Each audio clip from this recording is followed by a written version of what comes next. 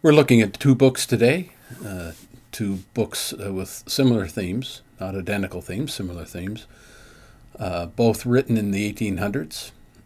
First book published in 1818, near the start of the century, is Frankenstein by Mary Shelley. And of course, everyone would know something of Frankenstein. It is the story of the quintessential mad scientist.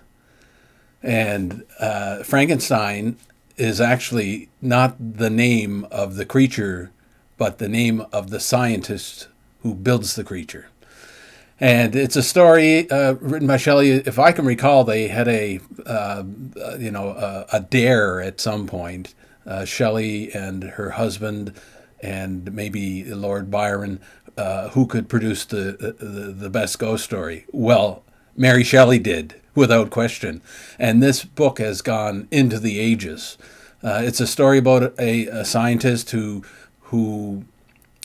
finds reasons to create and animate and give life to a body that is made of a composite of dead body parts. So he's successful.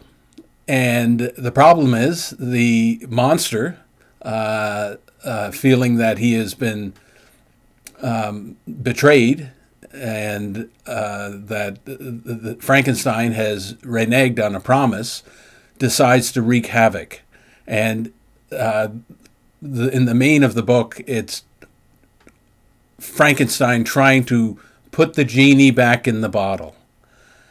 And even at the end of the book, he's still trying to do that. He's still trying to track down the monster.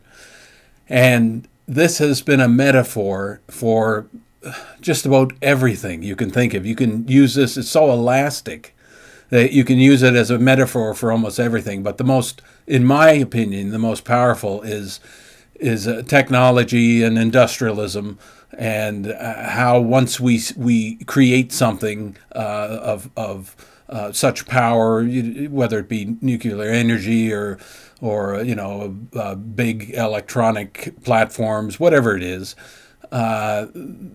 we can't control them, and they will inevitably get away from us, and we must go lumbering through the polar regions, trying to bring them back under control. Well, good luck with that. Mary Shelley has written an astounding book that points to this dilemma, because it was actually the dilemma of Dr. Frankenstein in the novel itself.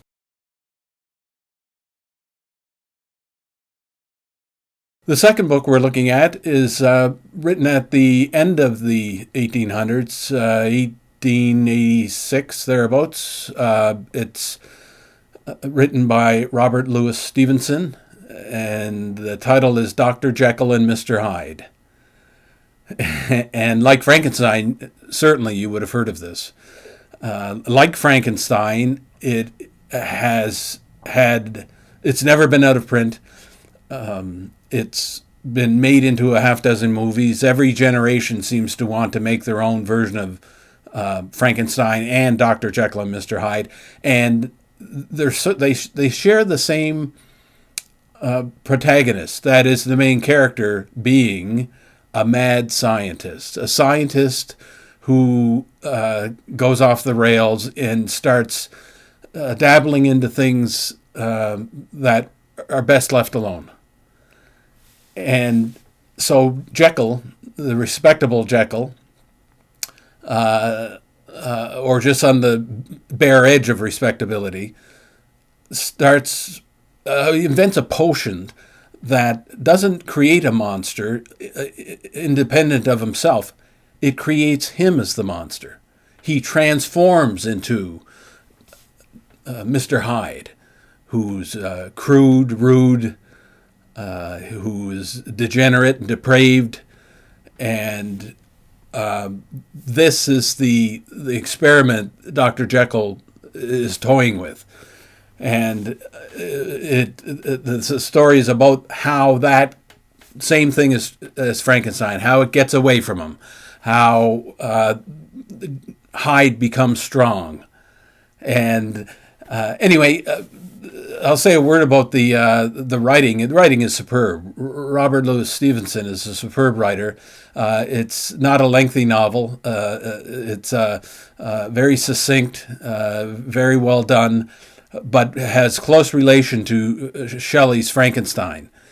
And reading them together, or from you can see where they bracket the Victorian age. One started just before the Victorian, one just before it ended, and both have been called Gothic novels because of their dreariness and their impending doom, which adds up to a good read for people who like such things as gloom and impending doom.